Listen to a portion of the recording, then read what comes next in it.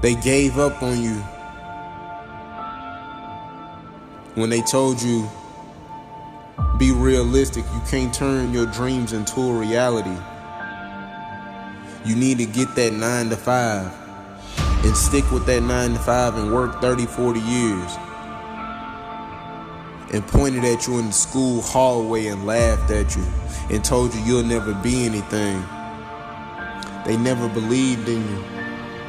Boy, were they wrong. They didn't know that you had that hustle in you. They didn't know that the beast that you were becoming, they wasn't doing anything but add more fuel to the fire.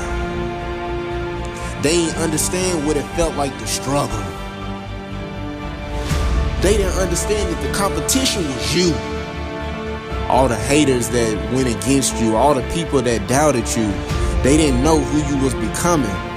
They didn't understand you control your destiny. When you wake up in the morning and you look in the mirror, your competition is you. It ain't nobody else, it's you. I could have gave up when I got molested when I was 10 years old. I could have gave up and did woe is me and became a victim when my father wasn't there. I could have gave up when I was raised by my grandmother and everybody gave up on me. I could have gave up when the school system kicked me out and told me that I'd never be anything. My 8th grade teacher told me I wouldn't be anything. And now I understand that what's on the inside of me has to come out.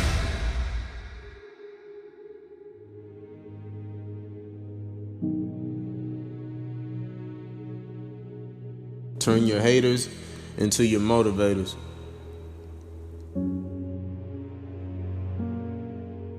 And never let anybody else's opinion be bigger than your own. Understand the struggles that you go through are helping you to get to your destiny. The adversity and hills that you have to run, the mountains that you have to climb, it's taking you to greatness. So I'm telling you, don't run from the adversity. Don't run from the problem. Because if you don't face it, you can become it. It's gonna make you stronger. It's gonna make you better. I took the easy way out when it came to trying to build a relationship with my dad. I took the easy way out when it came to going to college, starting and stopping, starting and stopping. Because if you run from the adversity that you're going through today, you'll forever be at that level in what you're going through for the rest of your life. Because greatness is on the inside of you. I had to understand that. I had to understand that when I got molested, I had to understand that the greatness and the adversity that I have on the inside of me and that I'm facing, that is what I'm going to project and going to do to get to my destiny. Because I understand that it's bigger than me. So I'm telling you, the adversity that you're going through, I'm telling you to face it. Yep, I know about the struggle, because see, I was there. I know about the struggle. I grew up without a dad. I grew up without my mom. I grew up on welfare. I know about the struggle. I was molested at 10 years old. I know about the struggle. I know what it feels like to have all the lights cut off and all you can do is just light candles so you can see around the house at night. I know what the struggle feels like. I know what the struggle feels like when I had to sit right there with my grandmother and we on welfare and we got to eat government cheese. I know what the struggle feels like. You see, the problem is that you're not trusting the process. You're rushing through it. You think that you can cut corners for you to be great. You think that everybody is supposed to support you for you to be great. You think that your family and friends are supposed to buy out to the vision and what you're selling when God didn't give them the vision. He gave it to you. And so what you got to do is that you got to trust the process. You can't rush it. You see, when I was going through trials and tribulations in life, when I was going through hard times in life, when my dad wasn't there, when I was going through depression, when I was going through anxiety, when I was going through those sleepless nights, when I had that car wreck and almost lost my life, I had to go through the process.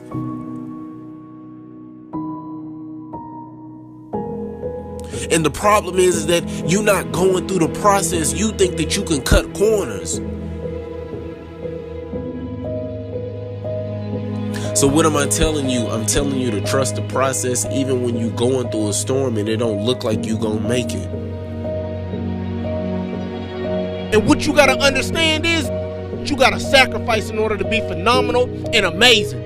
You gotta sacrifice to recreate history for you and your whole family so that way you can put food on the table and you can eat.